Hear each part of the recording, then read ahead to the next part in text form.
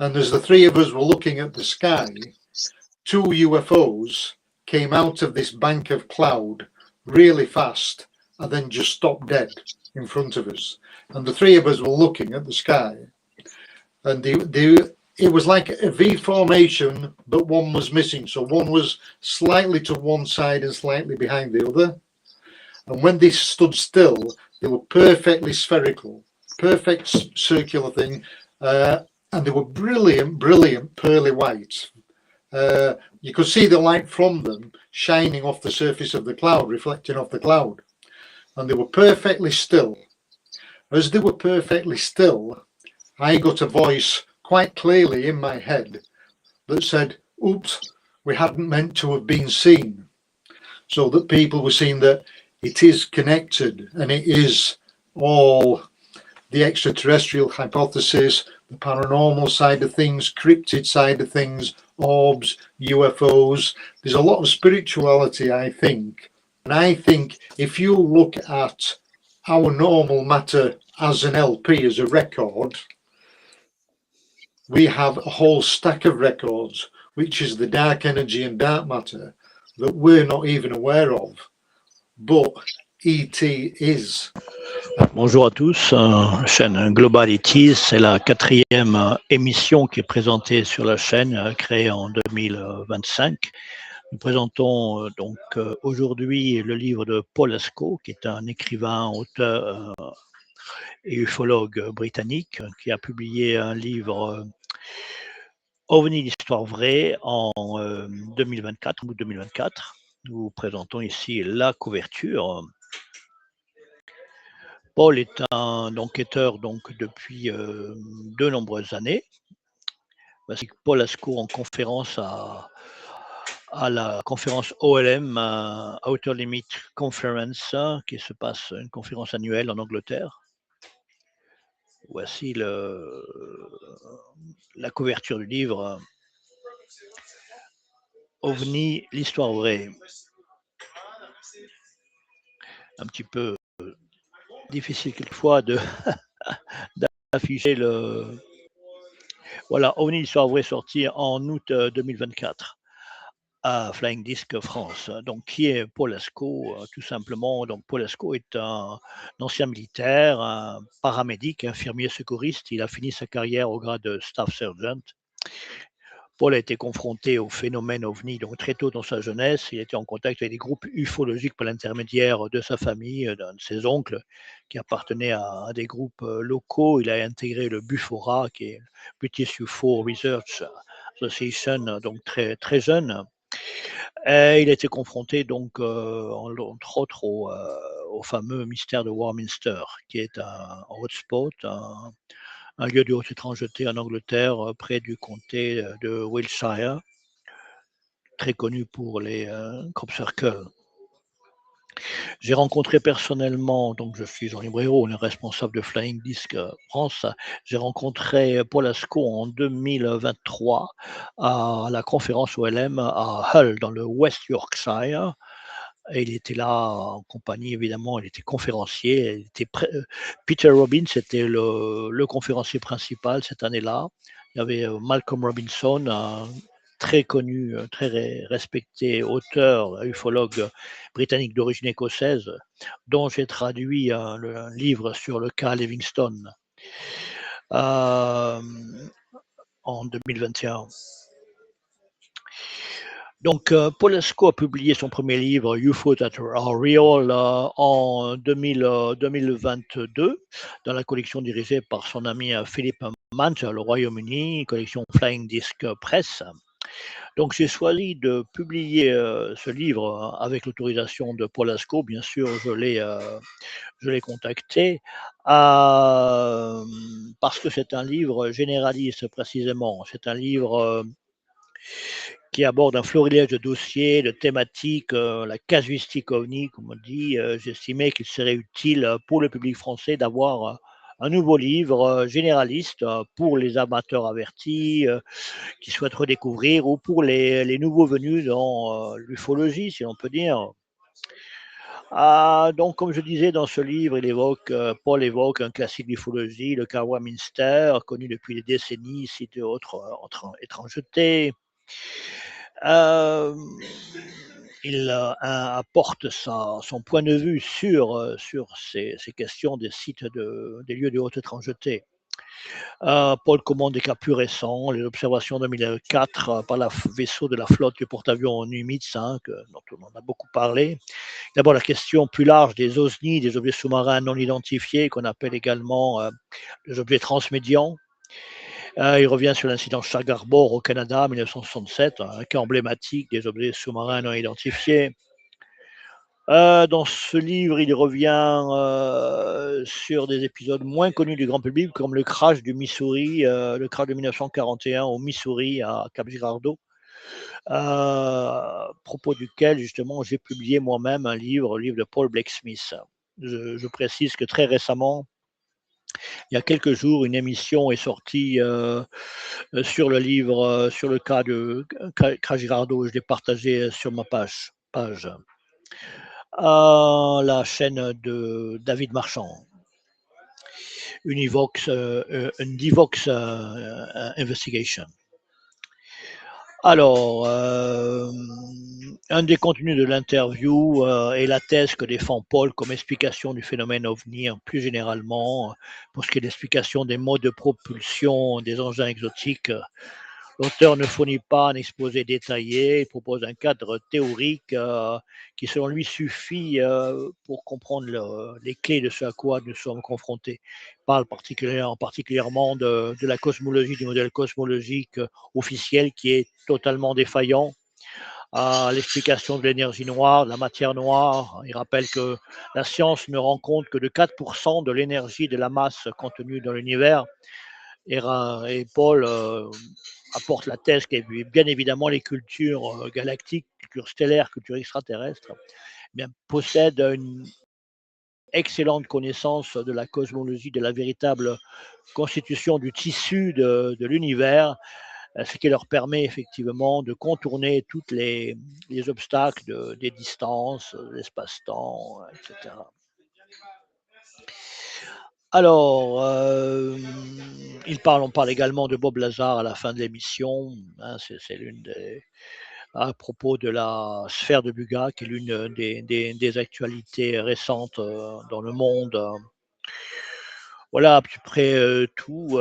Donc, un livre généraliste, un enquêteur britannique. Je vais vous montrer quelques images encore.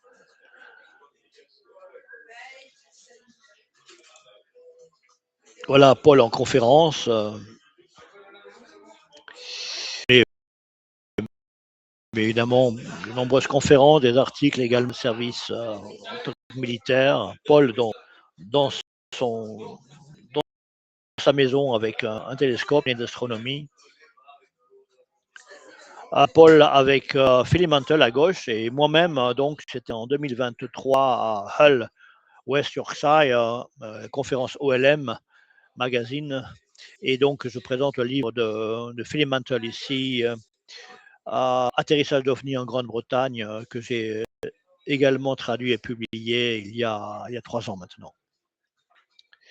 Encore une image, voilà l'un des livres auquel Pentagone UFO-File, auquel a participé Paul ASCOUGH avec quelques autres auteurs, dont Philippe Kinsella et Malcolm Robinson. Et là, sa participation à la conférence Interdimensional Connection. Merci de votre attention et donc sans délai, mon interview réalisée il y a quelques semaines en mars 2026 avec mon ami Paul ASCOUGH. Thank you for agreeing this invitation to Global ETs, a new channel, French channel for UFO studies. You are Paul ASCOUGH. You are a British author and UFO investigator for many years. You have authored recently, in 2021, a book, UFOs Are Real, which was translated in French in January 2024 with the Flying Disc France. We'll ask you to introduce the purpose of and the major content of the book.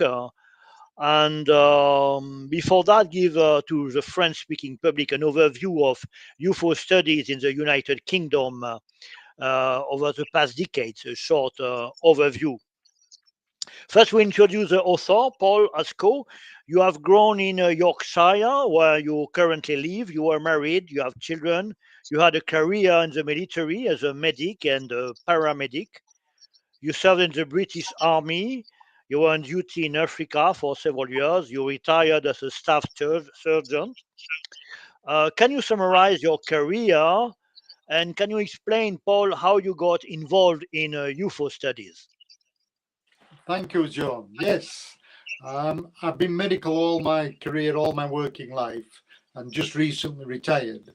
And again, the ufological side of things didn't come in with the medical things, but the UFO thing started first. It started when I was a child, and I was 11 years old.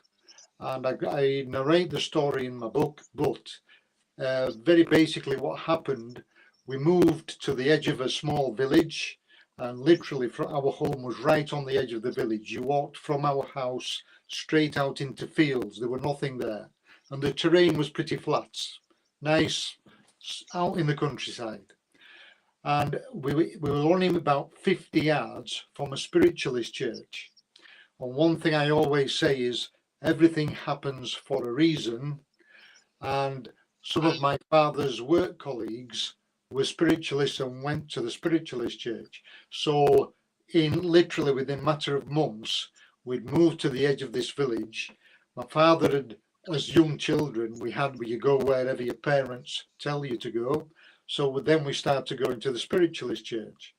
But we'd only been in the home a few months. And my father was a keen gardener, and he was in the front garden. And the routine at the time was my younger brother and I was 11, my younger brother was 9. This is 1968, a long time ago. Now, previous to that, I'd been an avid reader, no interested in science fiction or UFOs or anything like that. But then the routine was we had dogs. We had to take our dog for a walk and the neighbour's dog for a walk. As boys, we lived in the field, so we took the dogs for a walk. The guy next door was a disabled war veteran, and he only had one lung, so he couldn't walk very quickly. So we took his dogs as well. So the routine was we took the dogs for a walk, put them away, said good night to mum and dad, and went upstairs to bed. And that was the routine every night, really. And this night, my father was in the front garden looking after his roses. And we'd put the dogs away, and mum said, go and say night to your father. And we went outside, and he sat down, and our home faced due east. So looking due east, there was a thick bank of cloud that ran directly away from us. And the sky to the north was completely thick cloud. You couldn't see anything. But to the south, it was completely clear. And you could see it was just getting dusk, and the major constellations were coming out.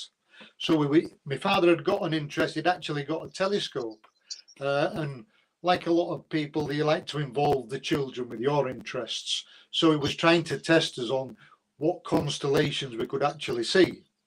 And as the three of us were looking at the sky, 2 UFOs came out of this bank of cloud really fast and then just stopped dead in front of us. And the three of us were looking at the sky, and it was like a V formation, but one was missing. So one was slightly to one side and slightly behind the other. And when they stood still, they were perfectly spherical, perfect circular thing. And they were brilliant, brilliant pearly white. You could see the light from them shining off the surface of the cloud, reflecting off the cloud. And they were perfectly still. As they were perfectly still, I got a voice quite clearly in my head that said, oops, we hadn't meant to have been seen. And I got it as a friendly masculine voice, quite clear. And I can only tell you what I experienced. But talking to my father and my brother later, they didn't hear anything. There was no sound at all, no apparent rotation or flashing lights or anything. They were just perfectly bright spheres. They remained still for a few seconds and then immediately were moving very fast. They kept the same relative position to each other and then they were moving very quickly, going away from us. No acceleration. It was same as when they came out the cloud. There was no deceleration. They just, boom, they were still. And it was the same as they moved away. No acceleration. Immediately, they were moving fast together, going directly away from us in a due easterly direction. But as they moved away, they were. It was like there was an atmosphere around them that seemed to slough off at the back and made like a tiny teardrop shape at the back of them. And they moved down this bank of cloud towards an electric power station, a coal-fired power station in the distance, which was probably, as the crow flies, 8-9 miles away from where we are. And there was, again, no sound, no nothing. And you could just see them, and we watched them until they disappeared in the distance and we couldn't see them any further. Now, the three of us were sat there, mouths agape, like, and my father, who had done his national service with our RAF, he was the first to speak. And he just said, there's nothing that we have that can do that. And it was, that was the hook that got me into UFOs, because for me, immediately it was, why don't I know about it? Why isn't it on the news? I mean, it was brilliant. Why? And anybody that had been looking, there would have been obvious, massively bright things in the sky. So why isn't it in the newspapers? Why isn't it on the evening news and things like this? And I hadn't heard anything about it before. But it was so bizarre and so odd that it was like mind-blowing at the time. And I wanted to know the nuts and bolts, the physics of it. Is how can something move like that and look like that and even speak to me like that, and we don't know anything about it? And that's what got me into studying UFOs. Thank you, Paul. Teardrop spheres. Have you heard about that, Mike? Teardrop shape. Yeah.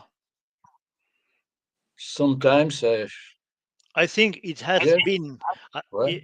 I heard in some controversial papers, but I've read that it's been associated with the Greys sometime in papers. But I've heard about teardrops shape object and waves of kind of objects that have been in the... Anyway, okay. So how old were you, Paul? I was 11 years old. My brother was 9. 68. Yeah, a long time ago. Okay, so what happened? You started reading books afterwards. How? Yeah, that it was from then onwards that I became interested and wanted to know more. But I mean, you're going back to 1968, and it would be the same in France or anywhere else. Trying to find a book, because then the authors that were writing books at the time were people like Major Donald Kehoe, Jenny Randalls had just started writing then, Jacques Vallée, and there were very few authors writing about UFOs. So the libraries didn't stock of them, and you had to go to the nearest city that had a good bookstore that could order these books for you to be able to get them in to start reading. One of the first books that I read, my father got, and that was Erich von Däniken. He wrote Chariots of the Gods, and that had just come out then. So that was one of the first books that I read. Yeah, it was a shock to read Chariots of the Gods. Huh? So many, Von Däniken, Yeah. So many things to think about the secret history of the Earth of Yeah. Well, it's like at the time, people like Donald Kehoe, his book was Flying Saucers from Outer Space, because in the 1960s, that's what they thought. They thought they were coming from outer space. You know, that's how it worked. Yeah, Donald Kehoe. It was one of the first UFO books. The first UFO book, I think, was Frank Scully's book, or was it Donald Kehoe? but it was at the time 1949, 1950. Frank Scully's book was in 1950, and it was translated into French the next year. But I think Donald Keogh's first book was the first UFO book, actually.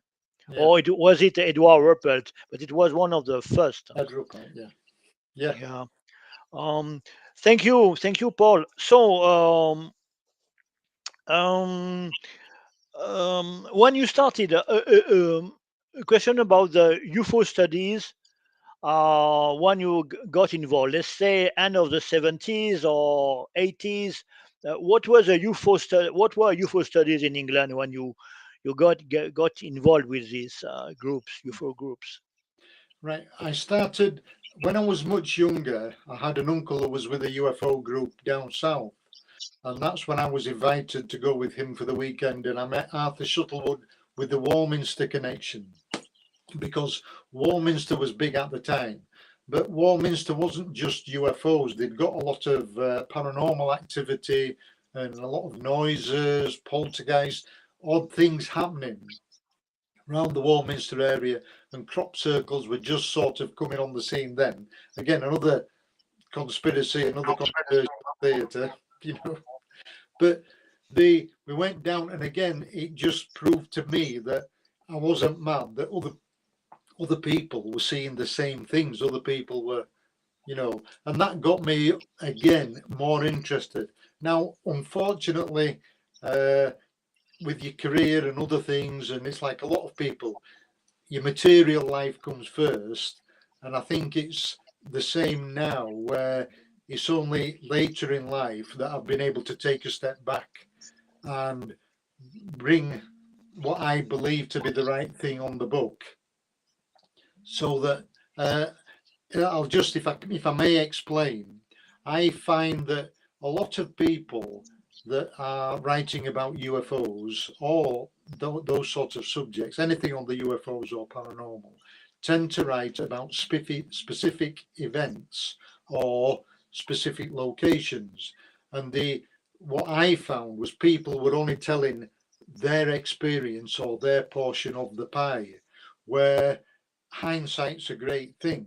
And for me, with my experiences and people that I'd talked to on what information I had, I started with this.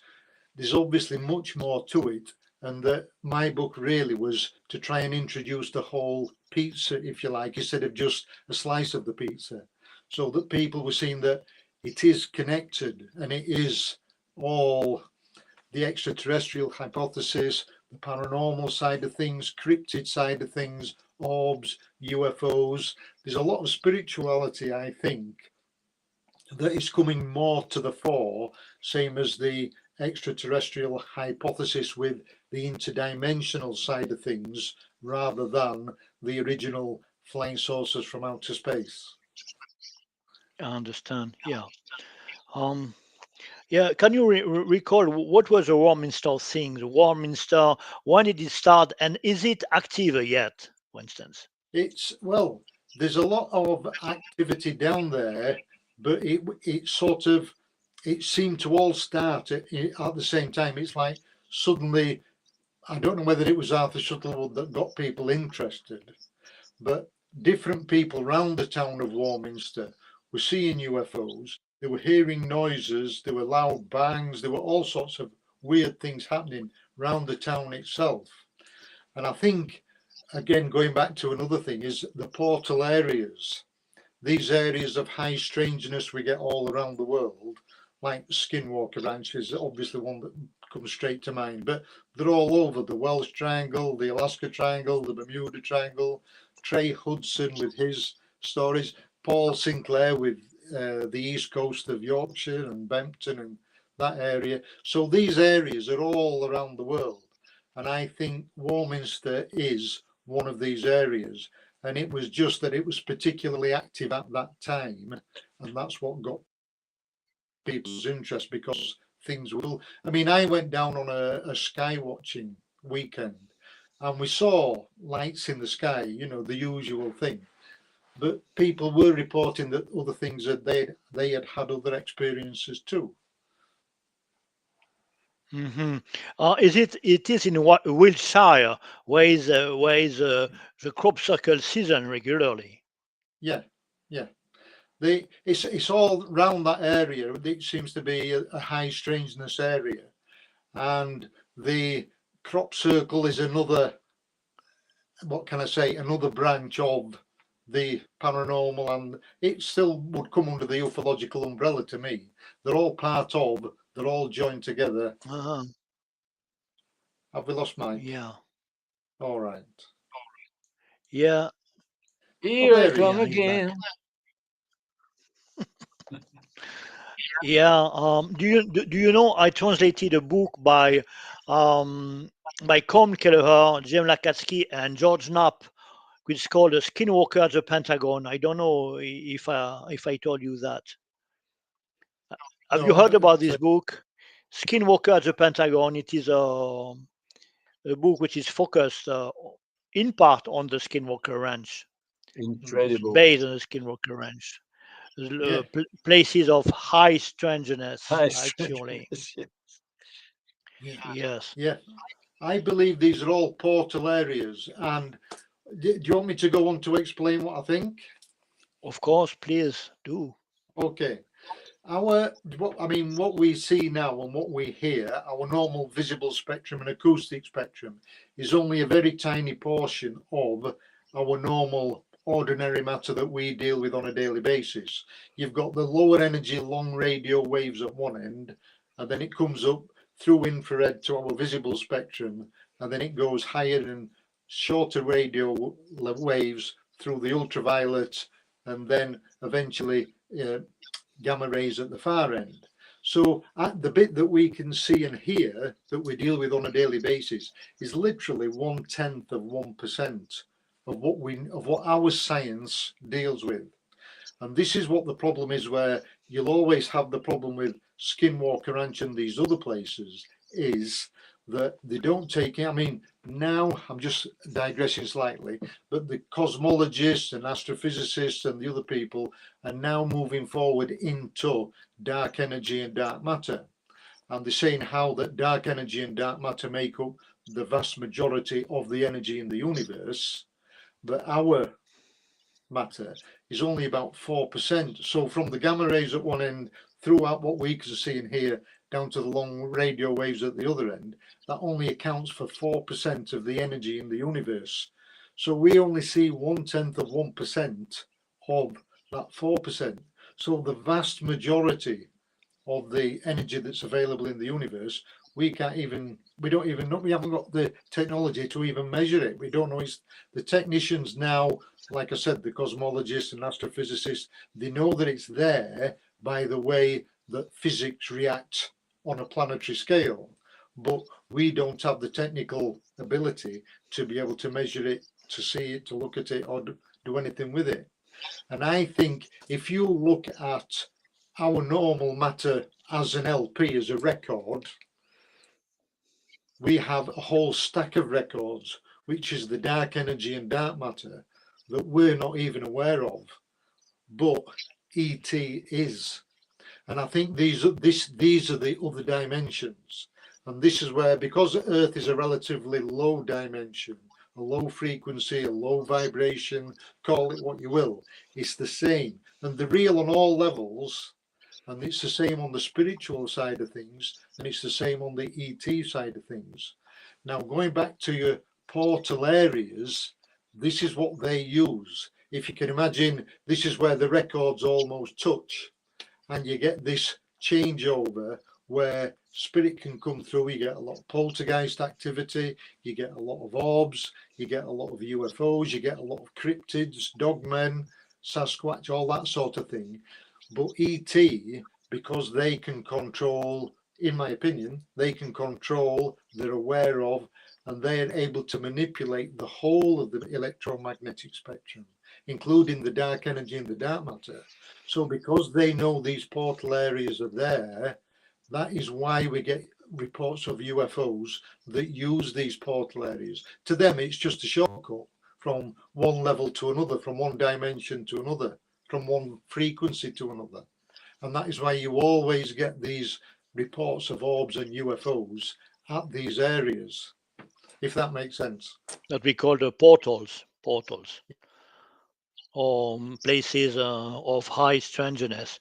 Right, thank you, Paul. Have you heard that I taking news on YouTube recent, always on the new discoveries by scientists for 6 months or 1 year? It is a constant flow.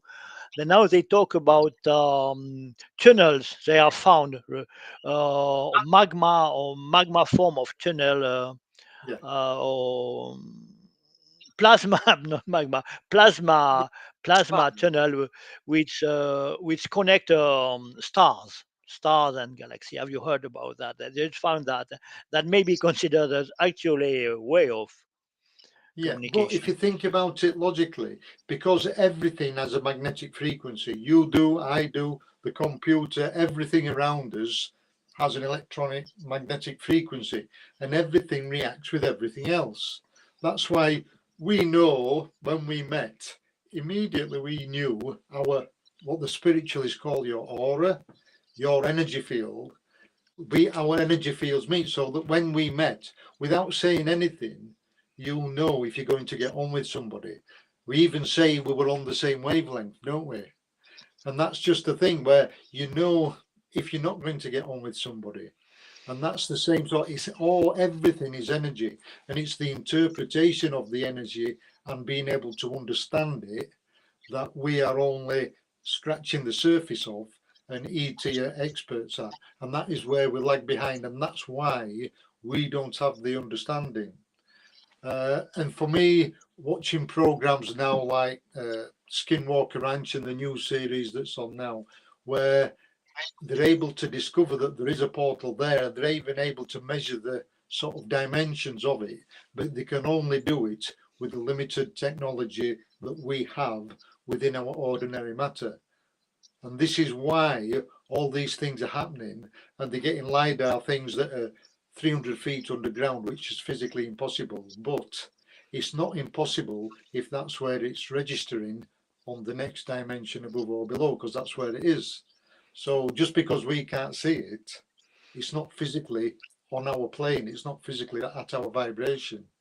Yeah, a straight question to close this subject, and we'll get back to your book, to the major classical contents. Let us say a direct question, a simple question to the public. Do you believe clearly that alien cultures master science and technology to a point that the question of intergalactic, interstellar travel is no more an issue?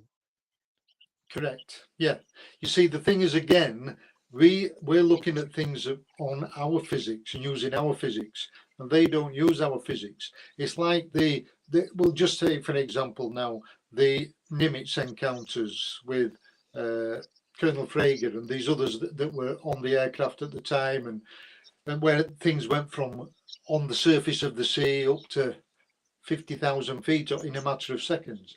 But to them, there's no speed. It's like the other things, but I love it when they get these documentaries and they always wheel these experts out and they say, well, there was no heat plume, there was no flight services, there were no noise. And it's like, no, there won't be, because that's our physics. That's the way we move our stuff.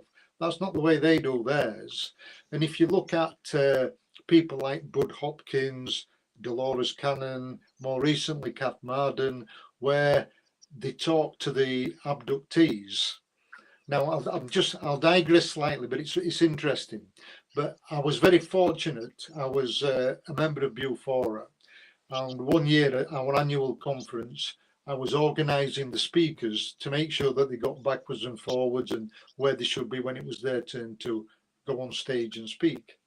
And Bud Hopkins and I had lunch at the same time. So very fortunately, I took him to where we had lunch, and I sat with him and we were talking. And one thing that a sentence he said to me that always stayed with me was, Paul, he says, I got into this purely by accident. He said, yes, I've had my own UFO sighting, but he said, I just wanted to help people doing the hypnotic regression. He says, but when I could get a farmer from Brazil or a wealthy businessman from Spain or another entrepreneur from America. He says all these people from different walks of life, different backgrounds, and the only thing they had in common was me. He says, and they're all talking to me and telling me the exact same story. He says, it blows your mind. He says, because it's obviously real what's happening to them. He said, they'll never, ever meet each other. He says, they're on different continents. They don't know each other. They never could. He said, but by them giving me their experience, he said it was just, and he said, that's what convinced me that this thing was happening and it was real. Yeah, I'm touched to hear you talk about Bud Hopkins because, you know, with Philip translated all the hypnosis transcripts on the Yeah. Pascal Goula case. He put that in a book in 2024. He asked me if I wanted to translate it and publish it. I did it, and it was published recently on the beginning of September. I published it in paper, and it was in Kindle from beginning of August.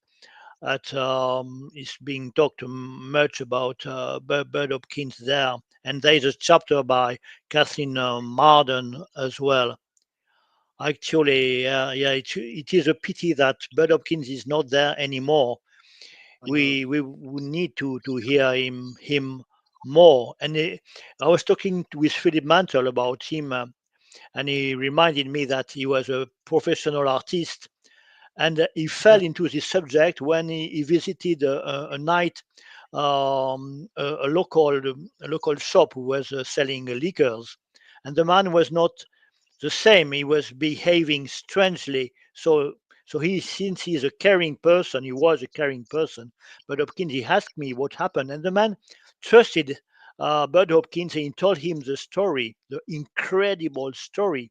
And Bud Hopkins knew this man could not lie and could not lie to him because he knew him for long. So he got involved in it. And that was, as you say, he had not foreseen this destiny. He was an artist, and he was a famous artist. He did not had no reason to look ridiculous getting into these things. And well, we'll talk about Bud Hopkins another moment. Thank you. Thank you very much for all of that. Let's go to your book. Let me recall the kind of cases you mentioned in the book, and then we'll do a little selection with you, okay? For the public. We talk about lunar anomalies, Russian probes to Mars in 1989. The famous Phobos 1 and Phobos 2. Point Pleasant, West Virginia, 1965.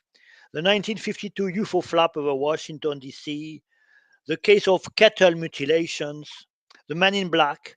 A UFO crash in 1941, which is not known, in Missouri.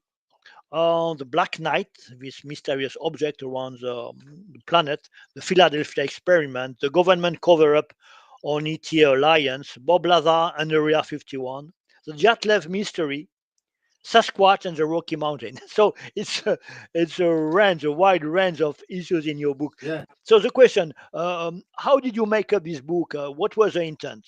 What was the purpose, Paul?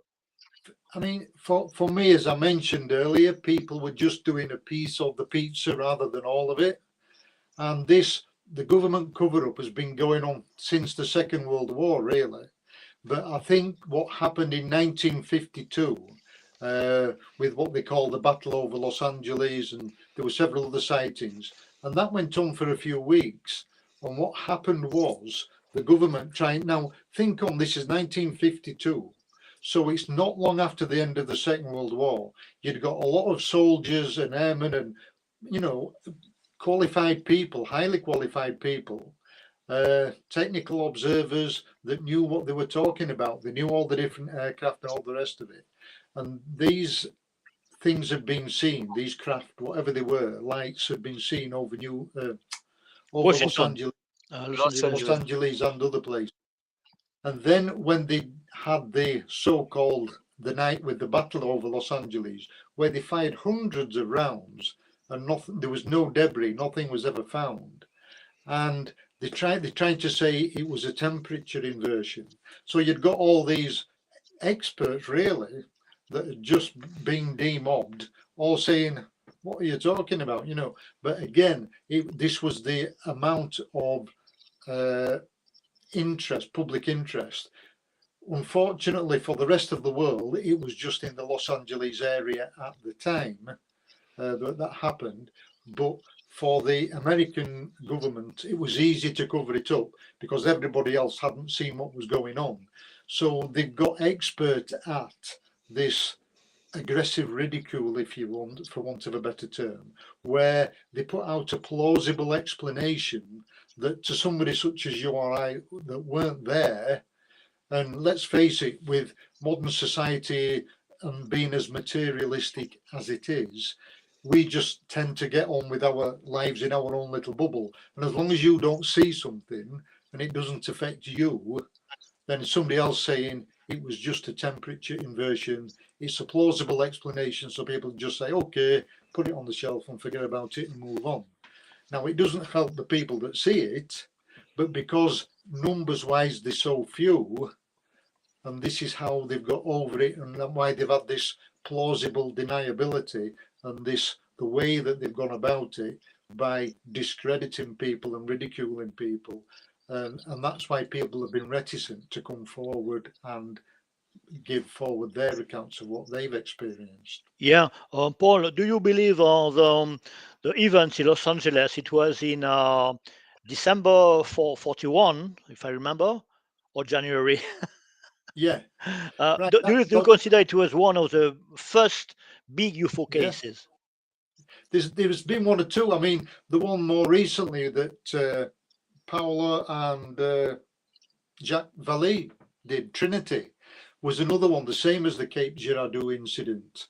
Now, that only came to light because the family, the descendants of the family, his granddaughter namely, had said, this is what my grandfather experienced. Now, again, this was 1941, where UFOs weren't talked about. We didn't have the technological connections that we have now, where you could talk to anybody.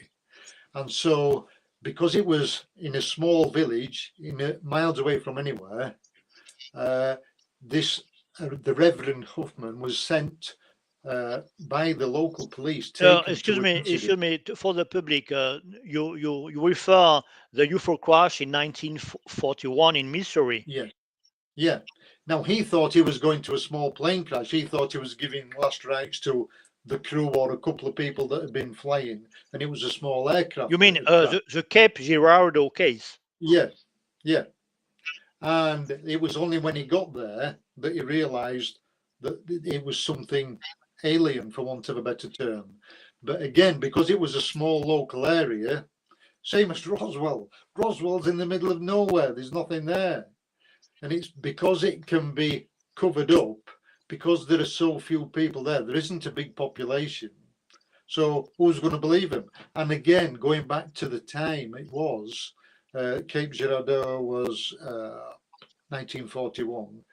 And then there was the Trinity after. Everything was secrecy. Everything was at the end of the Second World War. Even Roswell was only just after the Second World War, where the 509th bomb group that was in charge of it, really, they were the only tactical nuclear bomb group in the world at the time. So there was a lot of secrecy around about. So the war had just finished. So if you think about the thinking of people at the time, when somebody told you to keep a secret, you kept a secret because your life might depend on it, your country might depend on it. So when people were told to be quiet and not say anything, they didn't. And especially if they were threatened as well. So it was just the culture at the time, Yeah. Okay. We started with a big issue, very big issue in the book, and we'll go on it. But precisely, let's be precise on Cape Girardeau. The way you introduce this case, I was surprised when I saw this case in your book. I was personally surprised and pleased, delighted, Paul, sincerely. Because among many other things in your book, of course, but precisely personally because I have translated a book in 2022, I believe, which is called in English, in American. Mike, do you know this book? MO41, a bombshell, 6 years before as well, by an author called Paul Blake Smith. Have you heard about this book, Paul? I have heard, but I haven't read it. Yeah, I have read it, and I have translated it, and I got into contact with his publisher, and with him and his publisher, and then the publisher gave back the rights to him, so I finally made a contract to him.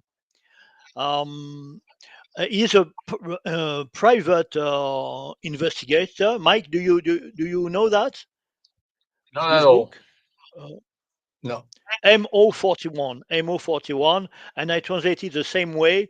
MO41, un crash d'OVNI au Missouri en 1941.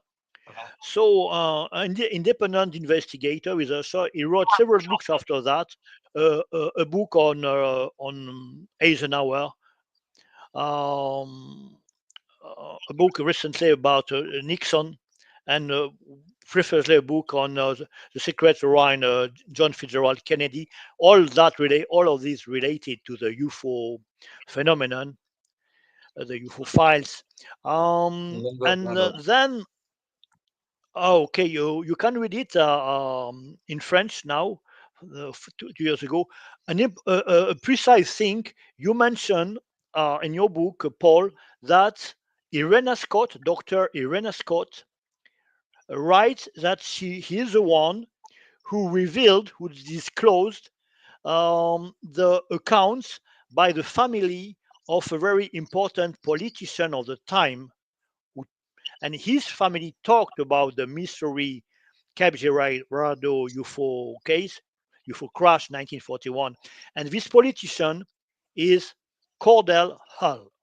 Cordell. And Cordell Hull. Cool. Cordell Hull. The same name as the town of Hull, Yorkshire. You see, coincidence. Cordell Hull. Cordell Hull. I know that because I investigated translating the book, of course, but it is one thing that has been described in Paul Blake Smith's book. Cordell Hull has been Secretary of State for Franklin Roosevelt since the first mandate of Roosevelt. He was Secretary of State for 11 years non-stop. He is the only American politician who was Secretary of State, knowing that Secretary of State is the second rank in politics in America. It's more than what it is in France, Ministry of Foreign Affairs. It's much more, Secretary of State. So imagine, and Franklin Roosevelt wanted him to run for president when he got ill, but Cordell Hull was ill himself, and he declined. If not, he would have been surely president. Cordell Hull, so Secretary of State, and I will not tell all the story in the book and all the story of the mystery, but he gave account to one of his family member who was a clergyman who visited him in Washington, and he brought him in under the Capitol Hill. There was a secret vault there, and I'll let you guess. Yeah. The UFO was there 4 times for a couple of years. Then it was transferred again, So this case, one question, Mike. I don't know if you know the Majestic document files, Mike. Tu connais Sure. the Majestic I document? recently things about it. Yeah, and there is Recently. one paper which is called a memo, General Marshall memo to the president, which refers 1941 event.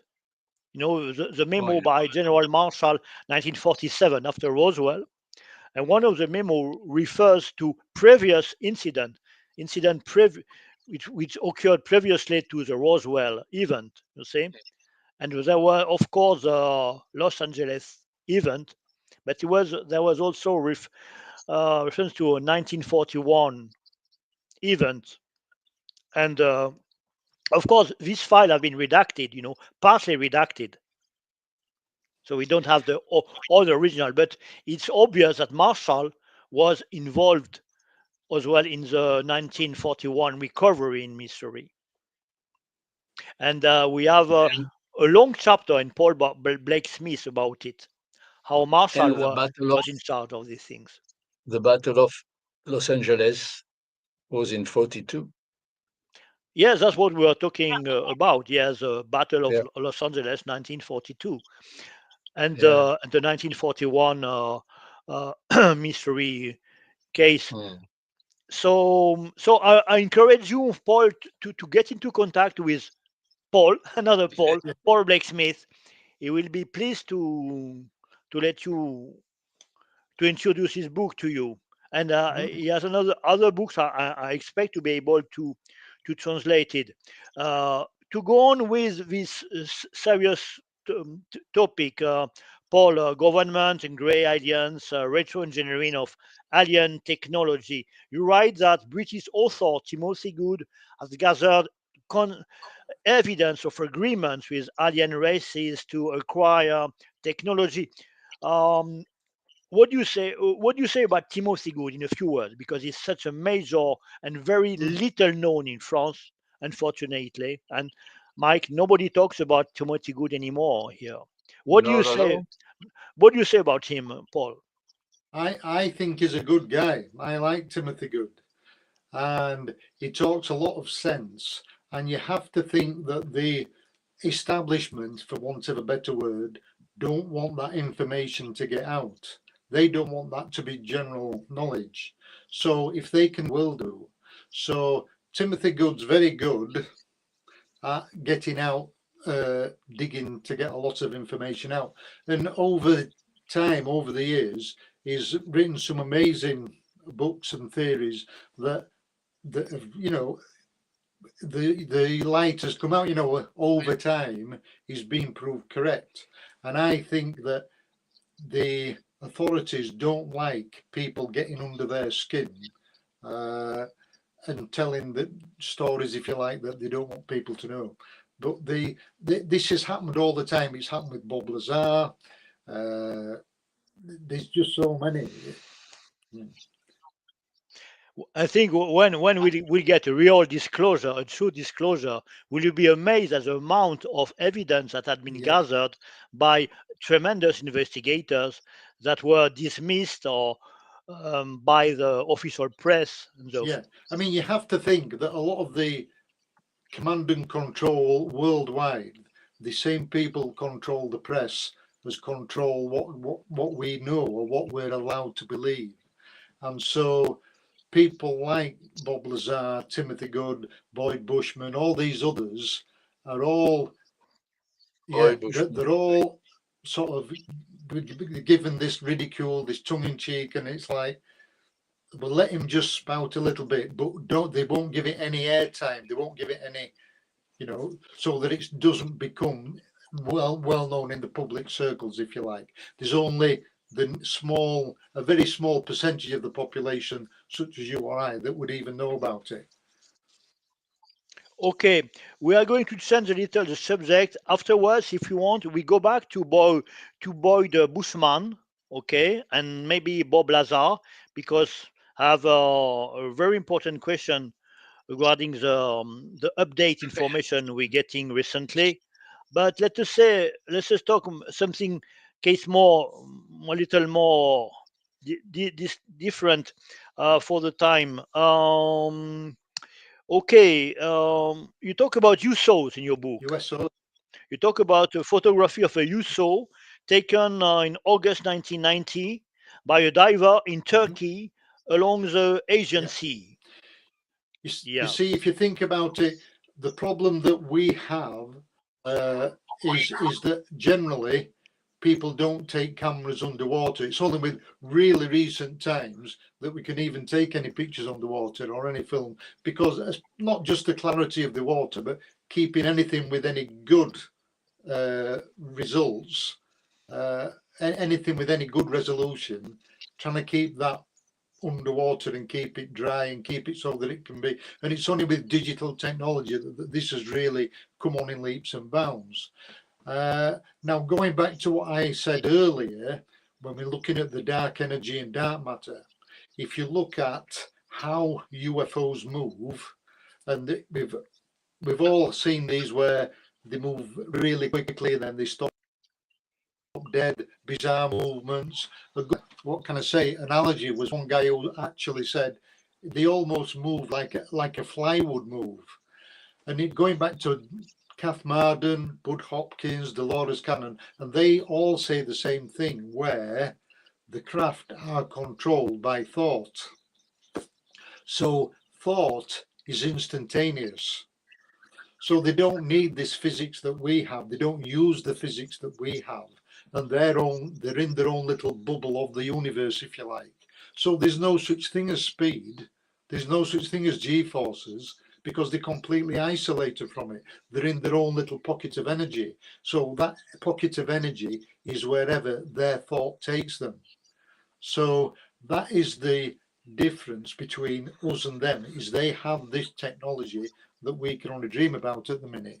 And that is why going through space, going through our atmosphere, going through our oceans and lakes, it's irrelevant, because they're completely isolated from it. Yeah. Do you know that about the Sag Harbor conference, annual conference? I made an interview with Preston Dennett, as you know, a couple of months ago, and Mike was with me. And Preston Dennett told me that he was invited to the Sag Harbor annual conference this year as a speaker, and I think just now, the first day of October, I saw it on YouTube. It's just now. And what do you say about Sag Harbor case? I think the Sag Harbor case was a really good case of UFOs using the harbour, using the deep water to keep away from us, to keep away from the Navy. And they say, I mean, they sent the Navy to go and find them, and nothing was ever found that they're telling us, you know. So, but again, if you think about it, if they have that technology, you would use it. But we can't move underwater, and, you know, we don't have anything that will fly and go underwater or anything else. So we're really limited to the amount of investigation we can do when you're using different elements. So it would be logical for them to use that as an escape route, because they knew that we couldn't follow them. Yeah. Preston Dennett has investigated a USO case, underwater, unidentified submersible object, as you call it, or now transmedian objects, for years in California. And he explained in his book, Undersea UFO Base, which I got translated, Le Détroit de Santa Catalina in French, that these cases have been investigated in California since the years 50s and 40s. For instance, for Anne Druffel, and before the book by Ivan Sanderson, Invisible Residence. So I find it's so suspect to hear the military, the official American military, tell us that they are just discovering things through the USS Nimitz. What do you say, Paul? When that has been investigated for decades. Yeah, I mean, if you look at going back to the Nimitz case, and the ones the Pentagon released the 3 films at the time. They released Gimbal, Go Fast, and Tic Tac, the 3 from the Theodore Roosevelt and the Nimitz, the carrier groups. But they were seen by trained observers, seen by the pilots through normal visible spectrum. They were recorded in infrared on the gun cameras of the aircraft, the Super Hornets, but also they were recorded on radar by the operators underneath in the carrier fleet. So that's 3 different mediums at the time. Now, the other thing that's not generally known, that they're not telling people that aren't into it is when they released those 3, they actually had another 80 incidents where they'd been recorded on the radar, recorded on gun camera, and seen by trained observers. Now, I was hoping at the time when that was released, they might give us some more, give the dog a bone and give them a bit more information. But again, the usual cop out. It's in the interest of national security, so you'll never see it. But that's just what they're telling us about. So you have all these other cases that they have, and I'm sure that's just from that bit. And so I'm sure there are hundreds more that we'll never get to know. The tip of the iceberg. Really? We only get the tip of the iceberg. Have you seen the USS Omaha Yes. sighting? When the thing is going down over and submerged. Yeah. There are 1 or 2 different ones. It's like South America seems to be coming forward more. The Brazilian Navy helicopter film, Chilean, where they did the Chilean helicopter looking over the Gulf and their aircraft, and they seem to be more, what can I say, more open to letting any film come out to the general public. But again, anything in Western Europe or the Americas is really, really kept a tight hold on. Oh, we need you mean we really mean we really need a disclosure in Europe. You were talking about Paul Sinclair. If I may, Yeah. Paul, are you confident with the disclosure? No, it's not going to happen. See, if you think about it now, with those what they told us then, and they sort of let slip, okay, we got 22 million, and that went forward because that's when they changed it to UAP, which I agree, unidentified aerial phenomenon, is more technologically correct. However, they only did that so that they could get it through Congress to get funding for it that they were telling us about. And then there's Louis Elizondo and the ATIP, the Advanced Aerospace Threat Identification Program.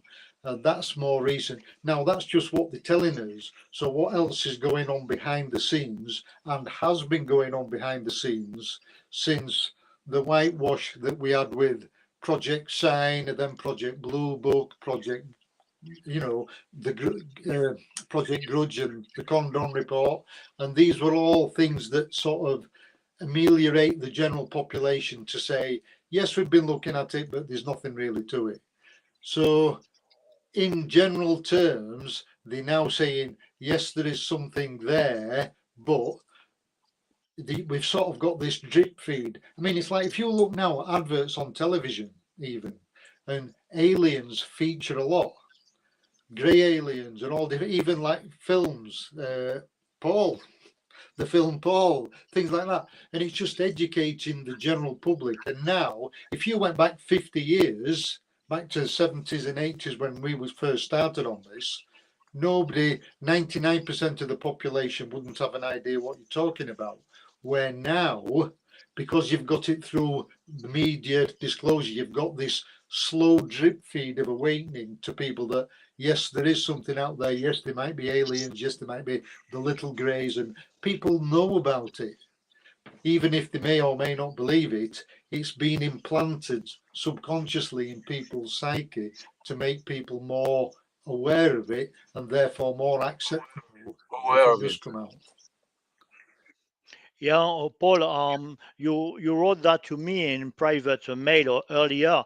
But one question, though, it's you are aware that his image may be a kind of disclosure, but it is a misleading picture because alien culture, ET culture, are much more diverse than this cartoon image of the grey alien. Yeah, absolutely, it is. Yeah, and I agree completely. And I think there's a lot of, if you look at the different reports historically, even up to the present day, and there's different type of craft, different type of ET, different experiences, good and bad. But the thing is, sensationalism sells papers. it sells the media. So if they can put things like it was attacked or person was attacked or invaded or whatever, and they always put a negative connotation on it. Now, your previous guest you've been talking about, Preston Dennett, he's done a lot of experiences and written about beneficial aspects to the UFO side of things. And I have to say, I investigated a case of the abduction of 4 adults in West Yorkshire in 1995 for Bufora, where 4 adults had been abducted. And one of them, they were in 1995, you say? yes, 1995 in West Yorkshire. And it was a good case for one of the best cases that year. And I was very fortunate that I was the lead investigator on it. And there were 2 men and 2 women, and they were abducted. But the reason I'm telling you this is one of the men suffered really, really bad. He got chronic, not said emphysema, chronic psoriasis, and his skin was really bad and used to crack and bleed. And he used to go every few months. He used to have to go into the next city to see a consultant to alter his regime to keep on top of it so that he could have a normal life type of thing. Following this abduction, it cleared up spontaneously and he never had a problem since. But you see, that side of things, the good side of things, is overshadowed by the negative connotations that the media put onto it. Yeah. So you mean they may be good or positive abduction? That's what you mean. That's a big issue, and that's a very, very big issue. Yes, and it's true that Preston Dennett wrote a book about healing, cases of healing, contact with aliens, etc., with conduct to physical or healings. About USOs, do you believe that there exist alien bases into the oceans?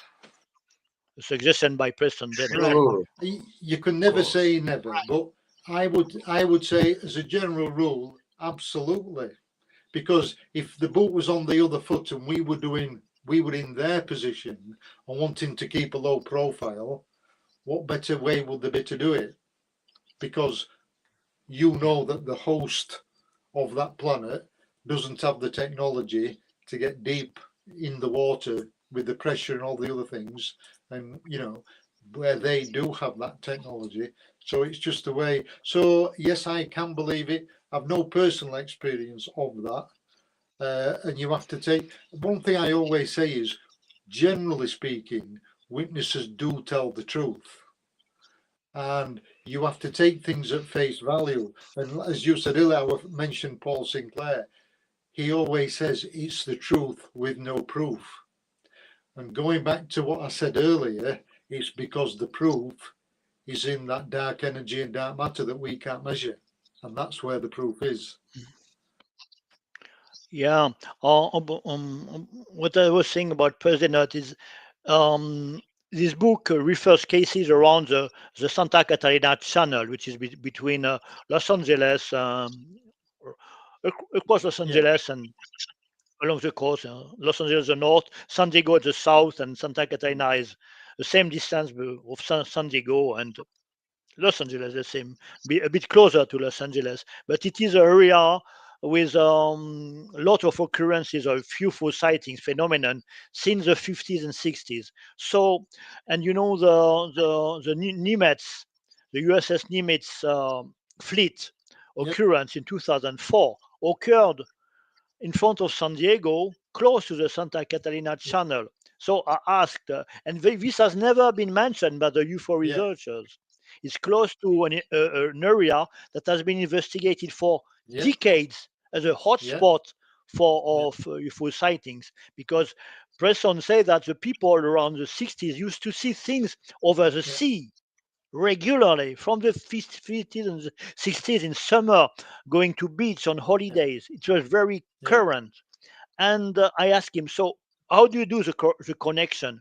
And do you believe that there is actually a base under Los Angeles and between before the Santa Catarina Channel? He told me, the depth is 1.5 miles. Yeah, that's a long way. Imagine, imagine. And as you say, our ships, our submarines don't go that Yeah. depth. The other thing to consider as well, one thing that a little story I just touch on in my book.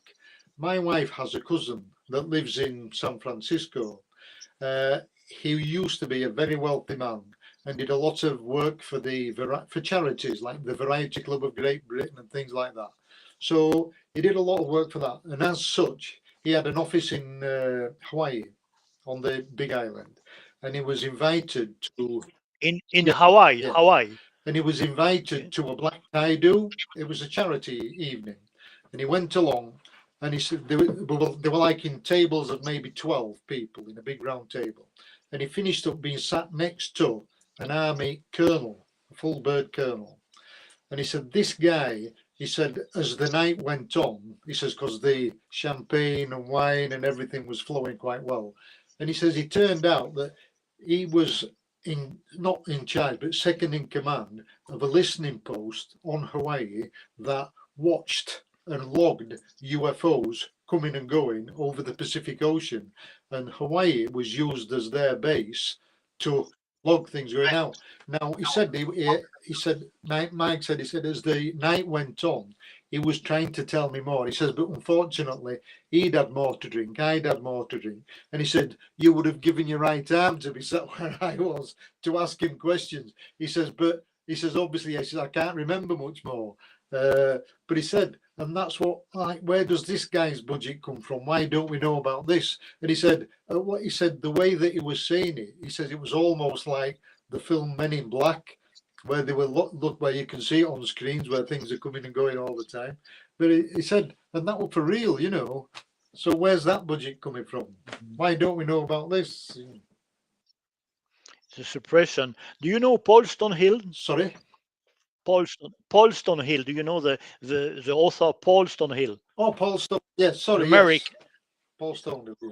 Yes, he is American, but he was born Russian-Ukrainian, of Russian and Ukrainian family, and he migrated to United States beginning of the 80s or end of the 70s.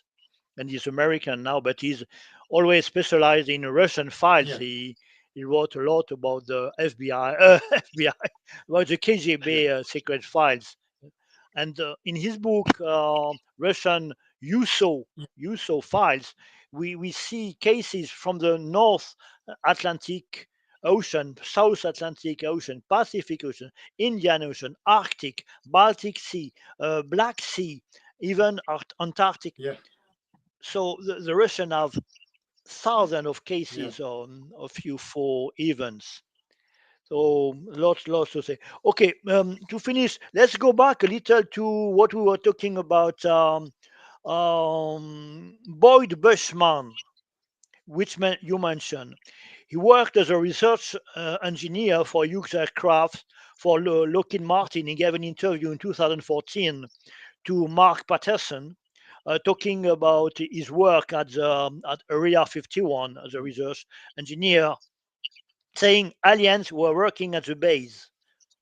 So there were good and bad ones, wranglers and rustlers.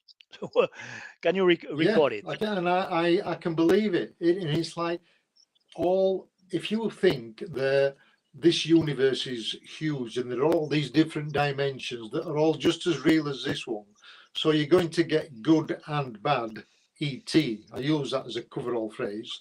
You're going to get good and bad. However, I do believe that there's a universal thing where they're not allowed to physically interfere. They can interfere behind the scenes, which is what they do. And so you have this military cover-up where they know what's happening in the background. They have this contact. And I think that eventually, I keep saying we won't get any disclosure. You'll never find out about Roswell or Shag Harbor or Cape Girardeau or a lot of them. But I do believe that there is this contact between ET and, I'll say, a group above the government, behind the government, where this has been happening all the time. And the normal army, the normal military, the normal public are only allowed to know so much. and if it doesn't come onto your radar, then it never will.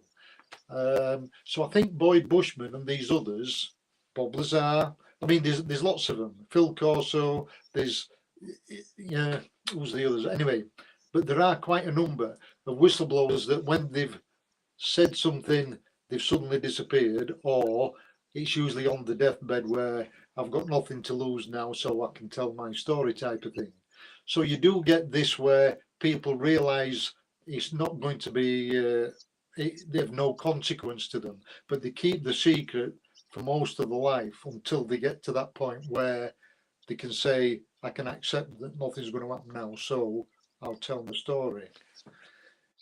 Hopefully we'll get a disclosure sometime, and all know. this with witnesses and this disclosure will really have a clear reason to applaud them and to thank them and to congratulate, even if they leave this earth before.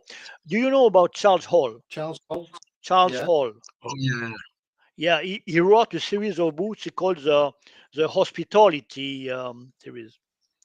He is a man who Millennium Hospitality. the Millennial Hospitality, a series of 4 to 5 books. He's aging now, and he's held by his wife, Ellen Hall. He was young. It was in the 60, just before the Vietnam War. During the Vietnam War, like 65, 60 to 67, he was at Area 51, but the around S4, which is we'll call later S4, the Papoose Lake, you see behind, and he was in contact with the tall whites. The tall whites. So he's been there he was there to make the junction with the government and the tall whites. That's what I yeah. said. He was a meteorological officer. He was going out early to put balloons for Area 51 for Groom Lake. So incidentally, he was in contact with these tall whites who was going out at night and early in the morning, and with their families, very tall beings. So he is another witness or all what was going up on S4. So Bob Lazar, last one, Bob Lazar. Because it would be too long, and we are already on 4:30. I said we will close by now. Okay, everybody knows about Bob Lazar, his accounts. Have you heard about the Booga Sphere incident? Yeah, which came out recently? I've heard of it, and I know it was found in Colombia, and they got some reports of UFOs, and then they found this. Now, I personally haven't had that much involvement and looked on the internet and done that much investigation of it. I will read you something, and you will tell us, okay? And we'll close on a conclusion that is in your book, Paul, because I don't want it to be too long for people to think that we're going along. Okay. It's an article I read in newsstarreaday.com. Okay. Witnesses. So March 2025 in Buga. The department is. I think it is Valle del Cauca. I know little of Colombia, as you know.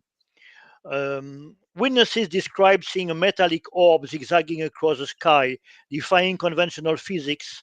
Stopped midair, darted forward with impossible speed, finally crashed into a field. Locals reached the site, found an object, a flawless, shiny sphere that looked more like a piece of advanced engineering. Enter Jose Luis Velasquez, researcher, was among the first to examine the sphere. Immediately noticed a seamless construction, no welds, no joints, no visible sign of assembly. To engineers, was baffling. Okay, no mark. The intrigue deepened when Velasquez and his team conducted X-ray scans of the sphere. The scans revealed 3 concentric layers of metallic material with 9 smaller microspheres arranged in geometric pattern at the center. The sphere's layered internals and perfect symmetry seem to echo description of advanced technology. The spheres drew comparison to Bob Lazar in a famous claim from 1989. Lazar alleged that he worked at a secret facility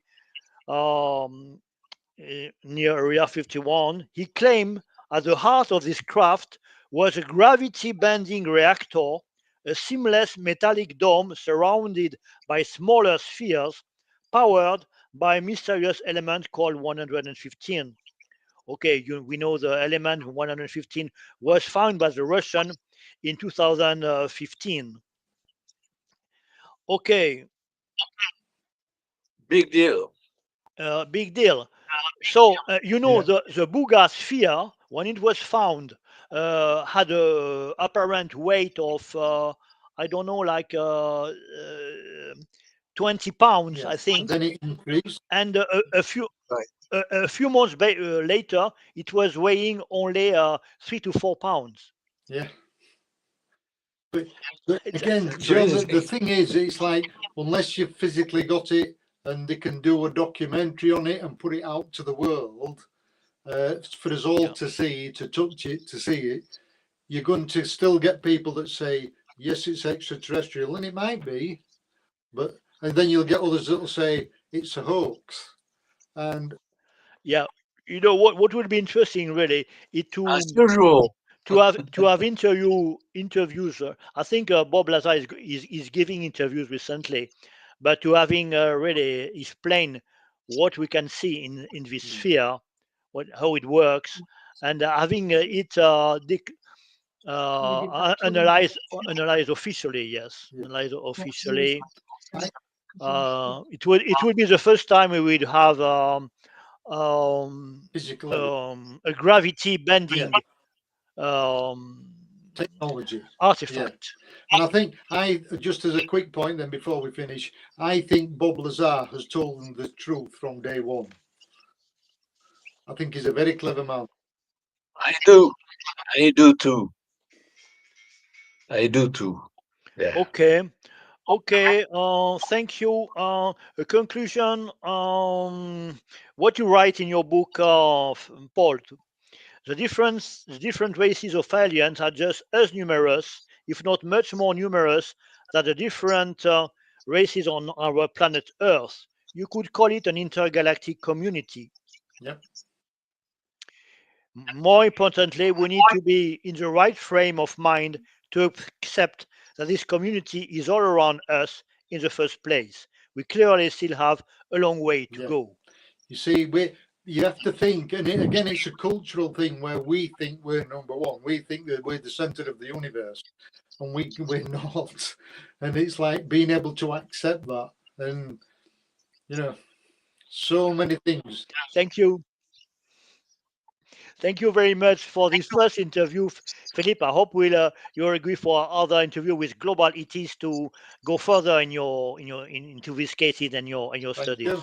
So Mike and I and the French-speaking community, thanks you for this interview, for this podcast. Yeah, and and Paul's book is available on Amazon.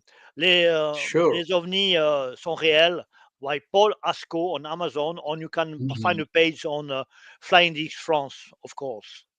Yeah. I didn't speak much, but I learned a lot. Well, thank you for that. Thank you, Mike. Later you'll have opportunity, Mike. Maybe I talk too much myself. No, but it's a real pleasure. Thank you, Paul. Thank you. Good afternoon, and thank you again, Paul. Welcome. Thank you.